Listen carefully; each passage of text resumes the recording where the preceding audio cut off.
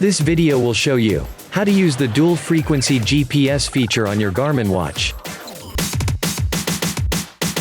In mountains, forest, or cities full of tall buildings, your watch cannot locate the GPS signal precisely because of the environmental conditions. By using the multi-band feature in the activity setting, you can reduce the environmental interference to the GPS signal receiving.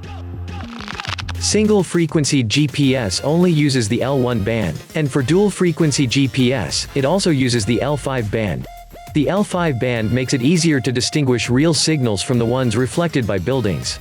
So the multipath effect caused by tall buildings in urban environments will be reduced. Comparing to single frequency GPS, dual frequency GPS can get more accurate data in bad environments. The recorded track logs are thereby more stable and continuous.